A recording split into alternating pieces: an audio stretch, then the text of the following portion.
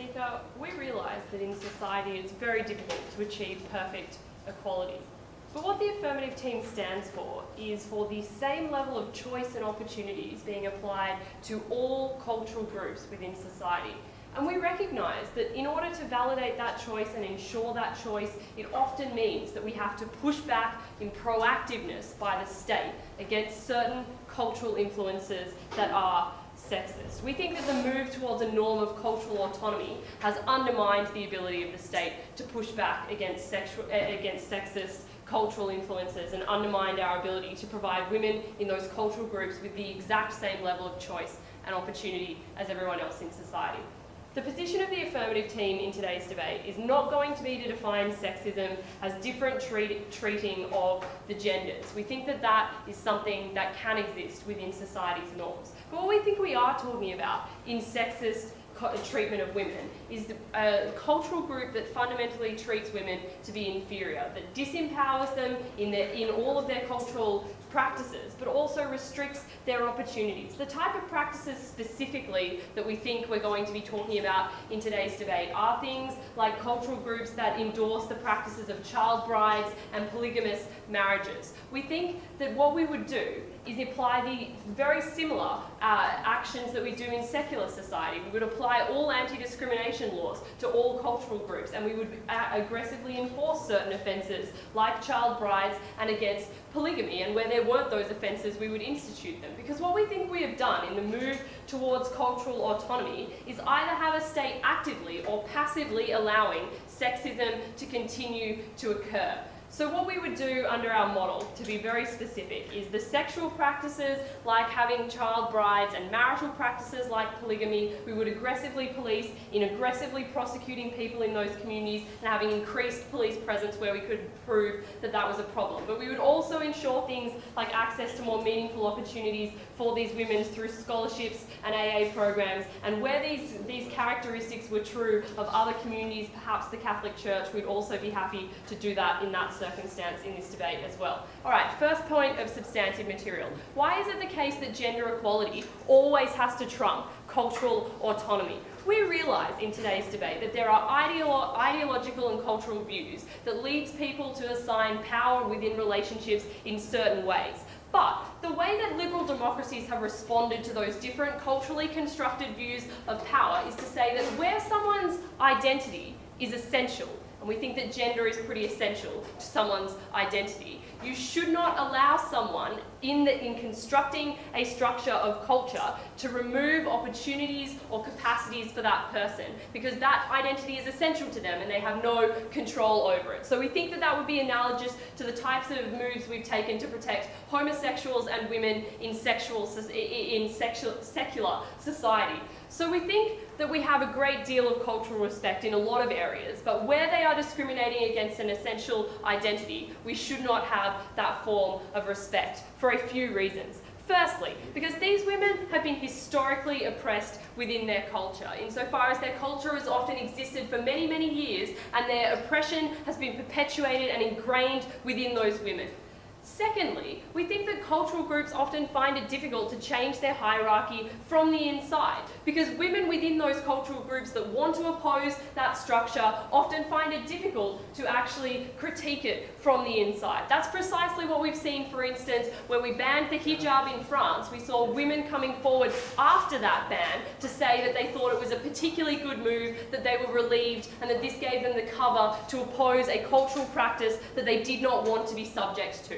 Which brings me to the third reason, about how it gives these women a cover to oppose the things that they don't agree with. We think it provides them with the room for critical scrutiny, because it says that those sexist practices are not inherent, and we do not accept them to be inherent to your culture, but rather they are unacceptable, and that empowers women to critique them. A further example of that, Madam Speaker, would be when the Australian government imposed alcohol bans on Queensland Indigenous communities. We saw that women were forced to come out in protest by their husbands in order to show that they didn't support that, when in fact they did. And many women came out and said that they did, but they were ostracised from their tribes for critiquing the type of action that we think that the state should fundamentally be taking. But fourthly, and perhaps most importantly, the reason why cultural autonomy should never trump gender equity is because of the harms that are engendered and the lost opportunity and human potential that these women are subject to. We think that when women are systematically denied access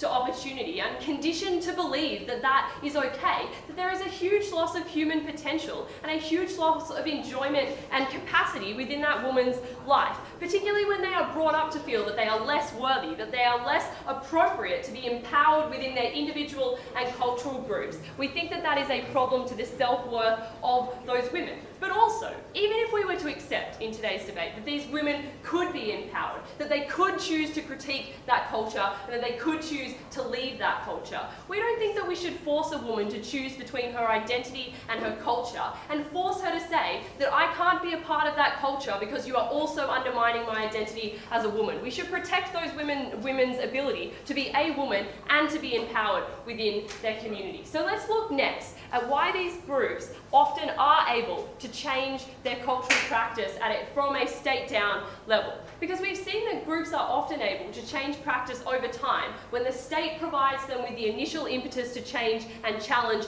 their views. That's precisely what we saw with state-down change with women's suffrage, for instance, Madam Speaker, and state-down change for women in the workplace, which was opposed by a number of cultural groups and religious groups within society at that time. But the reason why we had to have state-down change was because those cultural beliefs had become so ingrained that they thought that they were rational. And it's very easy to allow myth and irrational thought to continue to justify privilege. But that's why we have to have the state to step in and say that this is irrational, it is not something that we should allow, and we allow for a recognition of a compatibility of interpretation if we have state-down action, because over time people realised that their views were not inherent to their culture, that they weren't something that they had to continue to pursue, because they realised that their lifestyle can be compatible with, just treating women okay. So finally in today's debate, I'm going to tell you about why this is something that women can't change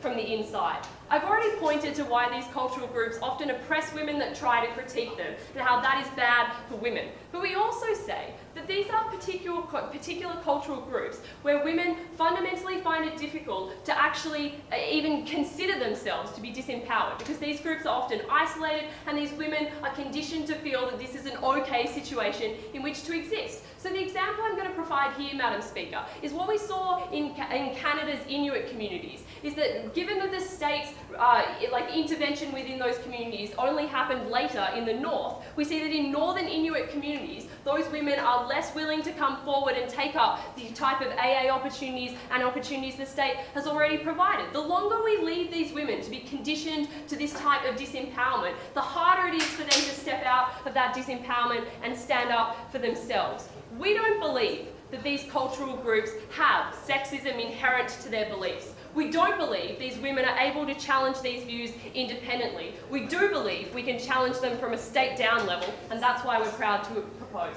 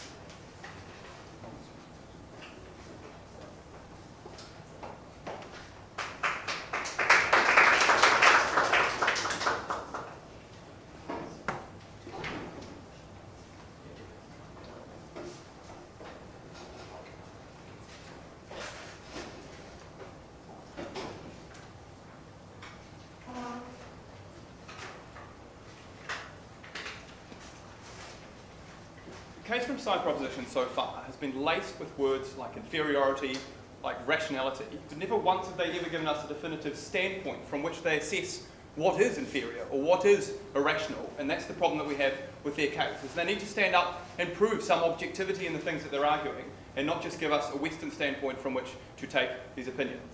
What we support on side negative, is a model where we can't void the laws of a country. So we can't force female genital mutilation, because that's assault, sexual assault if you enforce it. But if there's an arranged marriage and that comes with a dowry payment, and people agree on that, we'd allow that.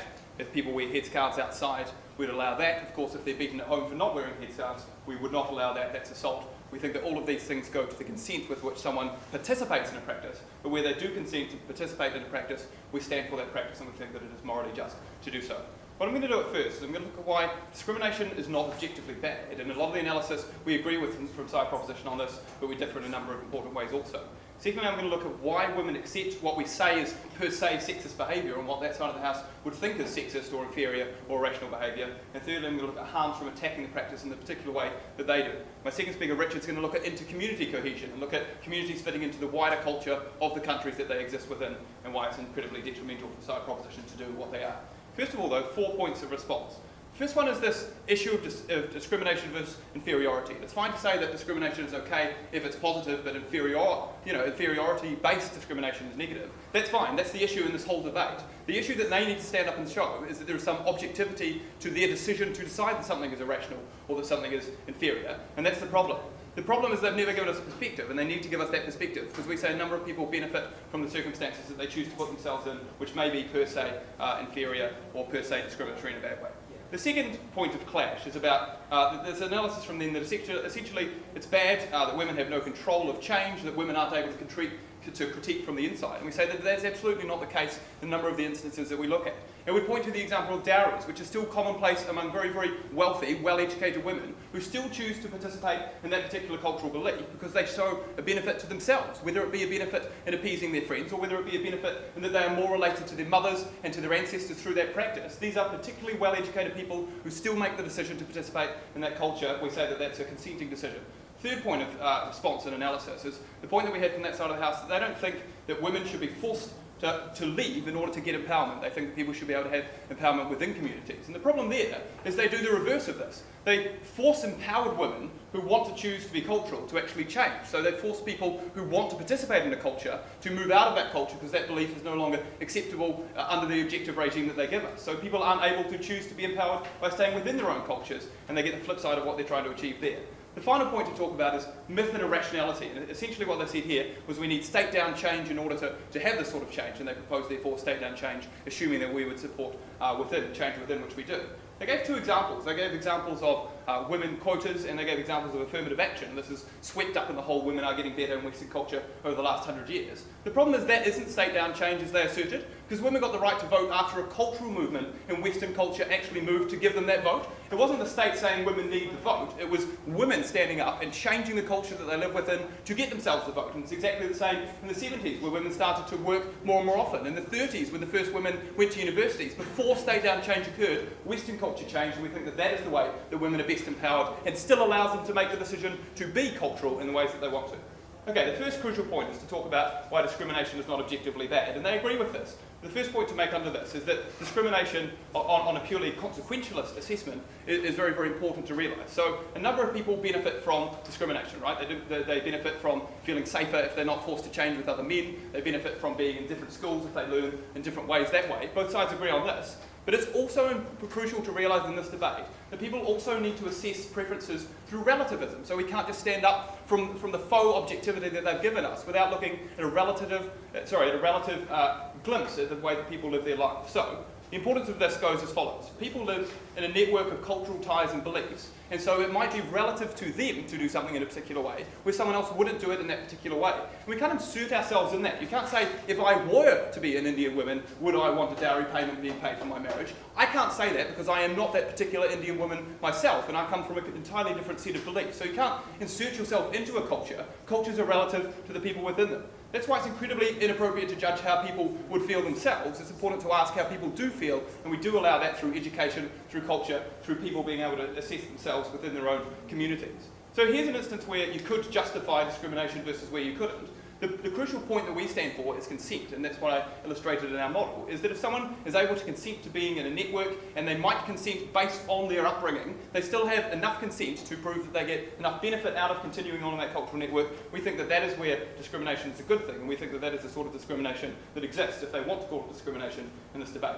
The second major point then from side negative is to talk about why women do, in fact, accept what would be per se, according to side affirmative, sexist behaviour. The first thing is there are a number of things which actually give them pleasure, give them benefits. They are happy to have common treatment with everyone else in their culture, and they're born into that culture, and they like being treated as part of that culture, because that culture is something important to them, and that culture is something that even the most educated people continue to remember and continue to feel a part of by birth. That's very, very important to these people. Secondly, though, they like being treated in a particular way by others, and even if we think that that way might be treating them as inferior, they get a benefit by being treated in a way that they're commonly treated like other women would be in that culture. We're not allowed to say that it is inferiority, because they see it as I'm being treated like my mother, I'm being treated like my ancestors, there's a benefit for me. There's a place in their culture, and that's incredibly important. And that's where the example of dowries comes in. Very, very educated, wealthy women still choose to have dowry payments as part of their marriages because they see a benefit in that, because they see it tied to their culture, regardless of the fact that it used to have a cultural difference. Another example, though, is about Maori women who sit at the back of a marae. So in Maori culture, women have to sit at the back and the men sit at the front. That looks sexist, absolutely it does. Women have to sit in a particular apportioned place. But those women get something by remembering the princesses of their culture who sat at the back and fought in a silent way, or in a particularly integrous way, for the rights that they wanted and for their cultures. And they were protected from the front where the violence happened and where the more robust and dangerous discussion went on. Those people benefit from that, and those people are allowed to choose to benefit from that, although we agree, as Westerners, it looks particularly sexist. The final thing to talk about then is harms from attacking the practice in this particular way. And there are 2 points to make under this. The first one is that if you attack a culture in this way, and this is a point that I made earlier in rebuttal, women who actually see a benefit from their practice, whether or not that's irrational, they can see an entirely irrational benefit, there's still happiness to them from achieving an irrational benefit, right? Because in and of themselves they think that there's a benefit them. These people aren't able to unlock that. You actually cleave away the women who want to stay, who legitimately want to stay, from their roots, and you use these people as vessels for Western norms. So you're actually imposing Western culture on people in order to exchange the fact that you don't think that their culture is good enough. And you use them as a cleaving point, which is incredibly harmful, and takes away those people who do want to stay, and those people don't need to be taken away whatsoever. Those people can have change from within.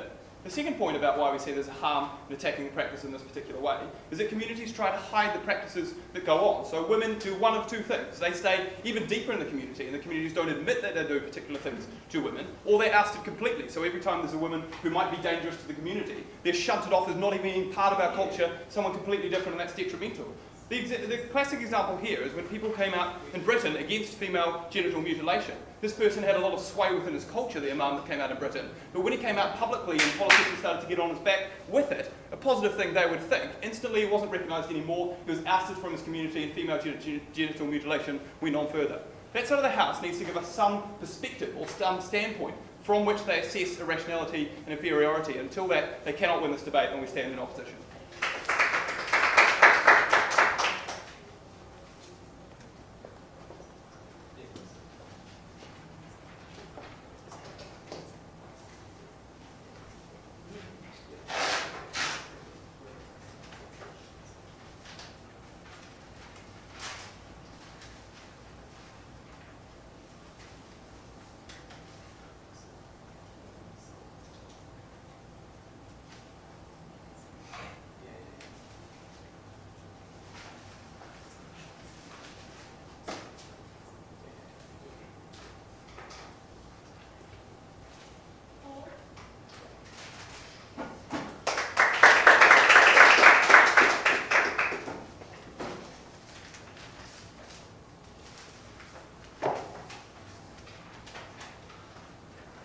We think there were 2 pretty crucial concessions in the speech of the first negative.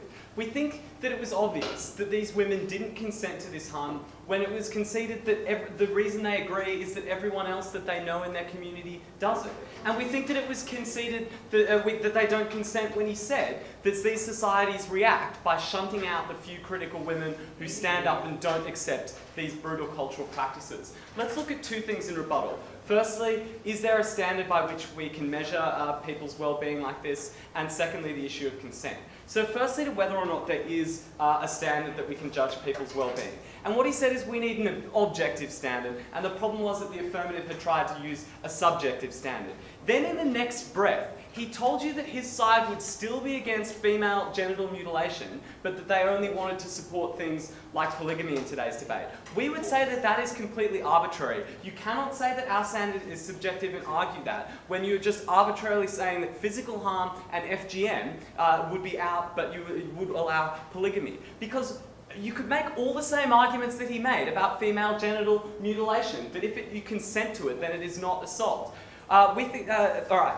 Then he said that there needs to be a proper standard. We gave you the standard that difference between the genders was okay, that people were allowed to wear different clothes if they were men or women, but the standard would be one of inferiority. And you need only look at the fact that these are double standards in those societies, that men can take many wives, but women are not allowed to show that there is a clear difference, and that there is not more than that, there is inferiority. Then we heard the relativistic line from him that people, can't understand what it's like to experience being an Indigenous woman, so that means we can't make judgments about them. We think that although you don't have the subjective experience of being an Indigenous woman, you can make assumptions about what that might be like on the basis of their circumstance, on the basis of their level of education, or the amount of pain that is involved in female genital mutilation, or how difficult it is to say no to being raped by your husband in a polygamous relationship. Those sorts of things are objective standards that the state can judge. But that secondly, if we take this relativistic line to its logical conclusion, well then how can the men in these communities make judgments and decisions for women when they don't have the subjective experience of those women either? How can they know that those are the best things for them either? Second issue in rebuttal that I want to make is about consent. And we heard obviously they can consent because there are often rich women who choose to give dowries as well. Well, we think that there are many, many differences between rich, educated women who might choose to give dowries and the Indigenous women that we're talking about in today's debate. First of all, we think there's a difference in education. Secondly, we think they do not know the knowledge, the Indigenous women don't have the knowledge of the alternative because they've lived exclusively in those communities their whole lives, whereas rich women might know that difference. Thirdly, we would say that Indigenous women have past hostilities to the state because they see it as an invasive external actor, and so they inherently don't trust it. And lastly, we would say that because it's the concession I've already talked about in the introduction, that the reason that people accept these things is that everyone else in their community does it, and that those that try and fight against it are shunted out, shows that they cannot be consenting to that. The next thing we heard from him was that, they might gain pleasure from this. They might gain an irrational benefit from it, and that's a reason to allow them to continue in this state. We think that everyone might be okay with those standards, that doesn't make it right. The existence of a few happy slaves does not justify slavery.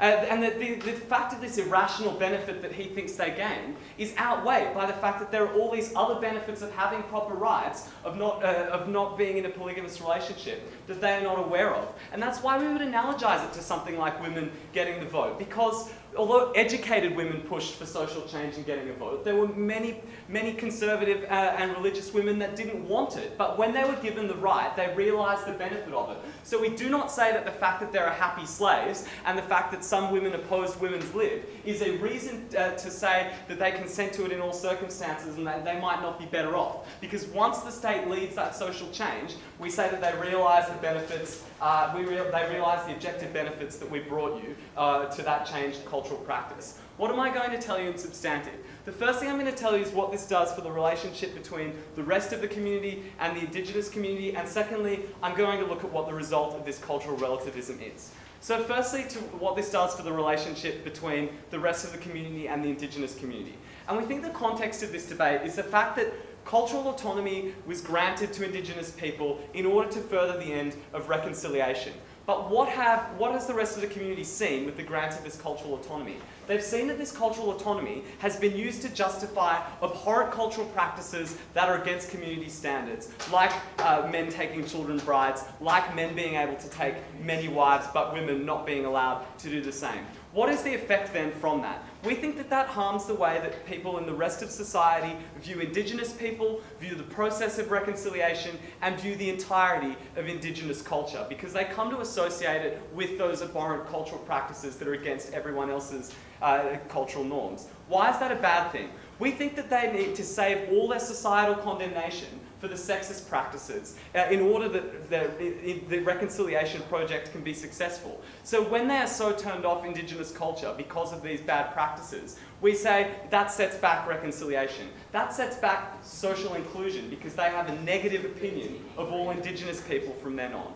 And what that does then is we think that they are unable to they want the state to then set themselves up against those Indigenous societies, and it undermines political consensus on giving other state benefits to those Indigenous people, such as health, welfare and education. And we think those are very important because those are things, the absence of those things is going to cause practical harms to Indigenous people that will exacerbate the problems in the status quo, like the massive life expectancy difference between Indigenous and non-Indigenous people. So if you allow these abhorrent cultural practices to continue, people will have an unfavourable view of Indigenous people, and that will harm reconciliation and harm the material standards of those Indigenous people. Second issue I want to look at in substantive is about cultural relativism.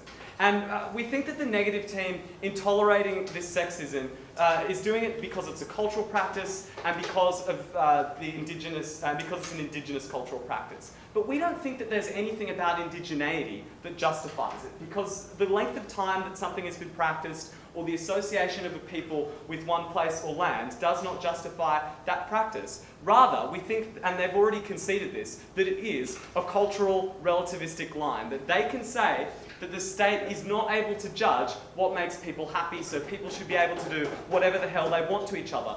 The problem with that is that they have already also conceded that they can't allow that to happen, because the logical extension of that is that you would allow things like female genital mutilation. And if you wanted to run a proper cultural relativistic line, you should have tried to justify that boundary and tried to justify that difference. Because we say on the basis of that, you could deny the universality of human rights in all contexts. And that could have been used in our society at various points to justify women not having a vote. That could have been justified at various points in our society to keep African Americans as slaves. And we don't think that's good enough in today's debate. And they have to produce a distinction between those things.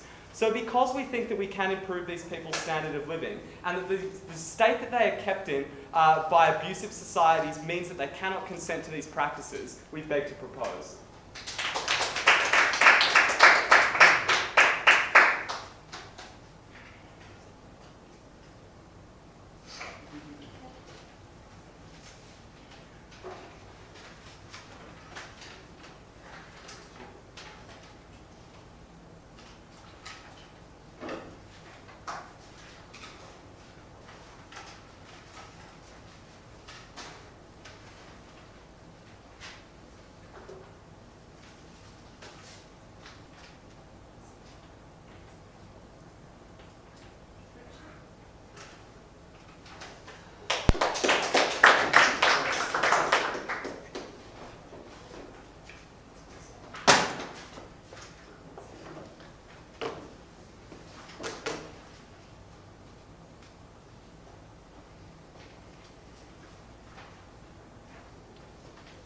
In New Zealand, married women sit at the back of the marae in silence. Prima facie, that seems to be an objectively bad thing for those women. But if you actually asked a married woman how she felt about that, she'd say that she thought it was a great thing. She'd be outraged and shocked at the idea that she was being oppressed. She would say, I am feeling the connection to my whakapapa, the great aunts and women and my mother and my grandmother who sat in this very place in this very marae and sat in silence and supported their men in silence in the way that was our cultural way. They're basking in the history of the place, in the location that their mother sat at that time, and they're basking in what they consider to be their role and their proper place in that society. That disjoint between what that side of the house thinks is best for these women and what these women think is best for themselves is at the heart of this debate, because it's a clash between the subjective preferences of these women and the objective imperialism of that side of the house. We think that by imposing their views, they will harm women and they won't achieve any of the benefits they want to outline, and that's why we think we'll win this debate. 4 points. First one, a discussion of objectivity and subjectivity and why they simply haven't understood our case. Secondly, sexist practices, why they can be good and why harm accrues if we oppress them. Thirdly, an expansion on this when talking about more destructive forms these practices might take. And finally, I'll clash on the split by talking about immigrant communities. So firstly, why is discrimination not objectively bad? Because when they stood up, they used the language of objectivity. They talked about inferior, they talked about things that they considered to be wrong, but they never actually described in any clear way how they were making those value judgments. It seemed the only value judgment they were making is our culture does things one way, their culture does things another way, our culture is inherently superior, so any difference is bad. We never actually got a framework as to what constituted inferiority, we never got a framework as to what constituted oppression, just that things that our instincts told us were wrong. We think this is particularly bad. We think that because there is no objectivity when we're talking about the subjective preferences of individuals. And this is the analysis we use in economics. We say that people make personal decisions that might seem odd to us, and then they try and maximize those personal preferences in the way that they think best. And that we shouldn't make judgments on what those preferences are. We shouldn't make judgment on how people evaluate things like how happy they are or how emotionally fulfilled they are. Why? Because we can't look into their mind and determine how correct they are. We can't determine whether or not their views as to whether they're happier paying a dowry or happier not having to pay a dowry are correct. And so we defer to not forcing those decisions upon them. The one exception we gave to you, and the one that deals with the entirety of their principled case in this debate, is that we said that in the case of genuine physical coercion, that breaks the connection between their subjective preferences and their ability to rationally pursue them. We said that when you are forced physically not to pursue your rational preferences, that is the exception that we're going to make. And that's the exception that Seb clearly made at the start of this debate. So we say in other cases where you're making a decision that is a forced choice or based on your culture, you're still rationally maximizing your preferences. Your preferences have just been sculpted by the culture that you live in, something that we think is perfectly acceptable and allowable. So let's apply that analysis to Paul's argument by exception, where he tried to draw up a couple of shocking examples that apparently we wouldn't be able to deal with. Female genital mutilation. Okay, in the vast majority of cases, probably all cases, we think there's an analysis where that is in fact coerced. Either as a direct assault upon people who don't wish to participate in female genital mutilation, or as performed on children who we generally recognise as not being able to give genuine consent. We think in situations where a cultural practice was for consenting adults to get genitally mutilated, we'd be perfectly happy with that. That's not the actual reality though, so that's why that point was rubbish. The second point that they gave us was men making decisions for people. That's not actually genuine coercion unless men are making decisions at the point of a gun. If I had a partner, I would allow him to make decisions about me in different circumstances because I preference his will and I allow him to make those decisions. As long as it's consensual to defer some of your value making, that is perfectly fine. Second point then, sexual practices that are culturally meaningful. Because we said, if you're going to just say that they're objectively bad, if we can show that there are benefits that accrue from them, that's a reason to think they're probably not actually objectively bad and are subjectively good based on the specific circumstances of these women. And we go to the first general category, which is history, connectedness, and identity. And that's what I referenced in my opening of this speech. We said that people are social animals, they have need a sense of belonging, a sense of place in the world, a sense of purpose, and then it has a time dimension and a community dimension. So, if I perform practices that make me feel like I belong, connect me to my past, i.e. traditions, then I gain a tangible benefit in the form of self-fulfillment and a sense of identity. That's why rich lawyers in India, female ones, continue to pay dowries, because it connects them to their mother, who when she was a poor villager in the 50s, also paid a dowry. That sense of connectedness and tradition and ongoing belonging is vital in this debate and a benefit that side of the house needs to dismiss. The second thing we said is that you actually, by removing this ability to practice these cultural things, actually actively harm the women who would like to perform them. There are women, and they admit it out there, who like to perform these cultural practices, and we think it's an actual harm on these women to say that they shouldn't be able to perform these cultural practices. If they want to, and you stop them, they're going to be pretty upset. We say that's disempowering.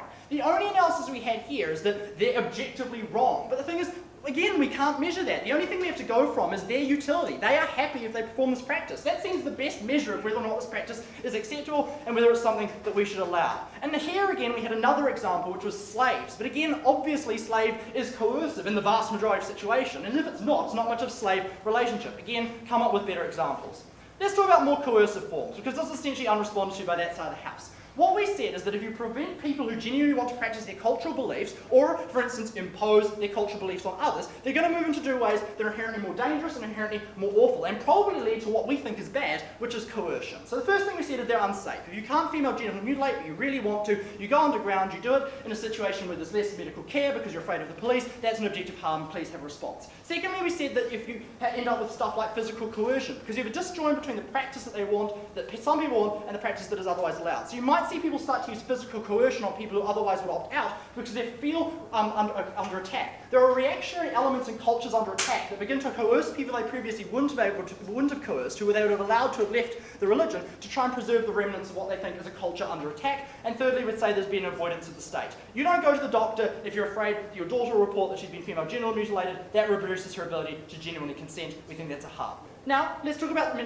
minority and immigrant communities in this debate. Because we say the vast majority of cases in this debate apply to a very particular group, which are immigrant communities, because they tend to be the ones who practice behaviours that side of the house finds distasteful. We say these groups are particularly vulnerable and need to be protected with particular care, because they're vulnerable to disharmony, a sense of isolation, and that spirals into disassociation from the economy, or, for instance, radicalisation. We think this particularly targets them in a way that is harmful in two main ways. Firstly, it prevents integration. We say it insulates these cultures because the only way to protect their culture from the prying eye of the affirmative team is to do their practices in secret. As I've already said, that leads to more coercion and something that we think is bad. But it also leads to narratives of persecution, which fuels things like fundamentalists who tap into that narrative and try to promote things like terrorism and anti-state behaviour, because they say, look, they're actually